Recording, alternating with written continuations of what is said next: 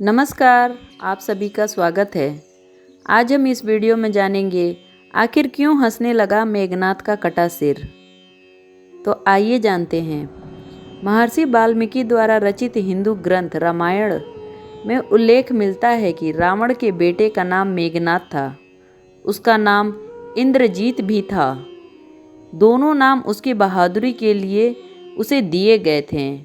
दरअसल मेघनाथ इंद्र पर जीत हासिल करने के बाद इंद्रजीत कहलाया और मेघनाथ का मेघनाथ नाम मेघों की आड़ में युद्ध करने के कारण पड़ा। मेघनाथ एक वीर राक्षस योद्धा था।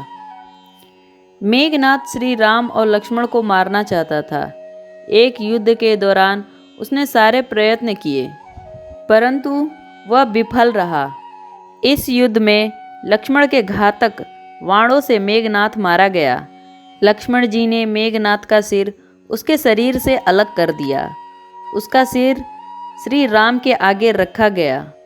उसे वानर और ऋछ देखने लगे।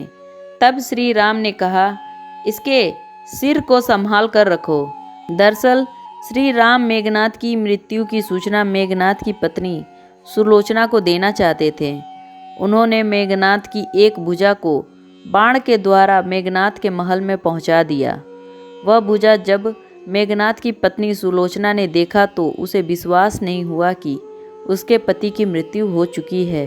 उसने भुजा से कहा, अगर तुम वास्तव में मेघनाथ की भुजा हो तो मेरी दुविधा को लिख कर दूर करो।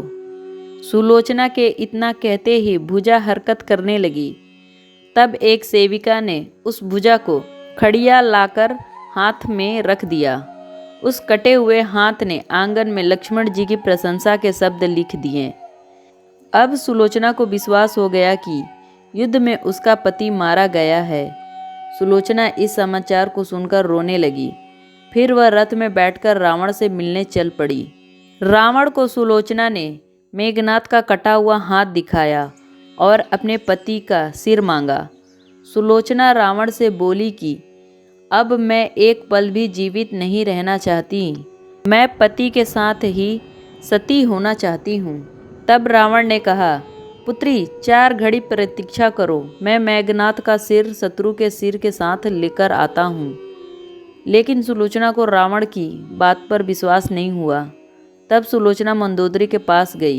तब मंदोदरी ने कहा, तुम राम के पास जाओ, वो बहुत दयालु हैं। सुलोचना जब राम के पास पहुंची तो उसका परिचय विभीषण ने कराया। सुलोचना ने राम से कहा, हे राम, मैं आपकी शरण में आई हूँ। मेरे पति का सिर मुझे लौटा दें ताकि मैं सती हो सकूं। राम सुलोचना की दशा देखकर दुखी हो गए।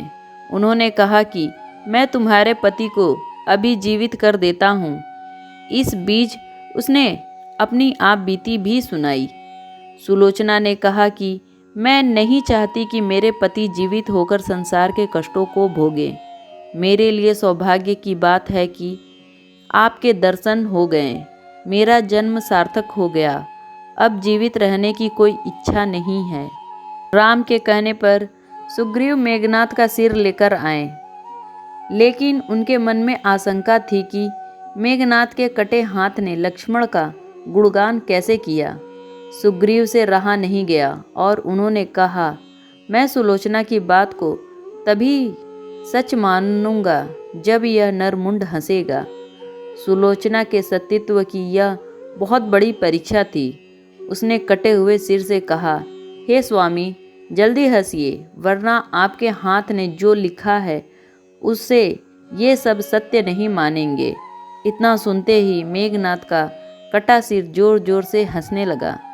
इस तरह सुलोचना अपने पति की कटा हुआ सिर लेकर चली गई। उम्मीद है आपको यह वीडियो पसंद आया होगा। यदि पसंद आया है तो चैनल को लाइक करें और सब्सक्राइब करना ना भूलें। धन्यवाद।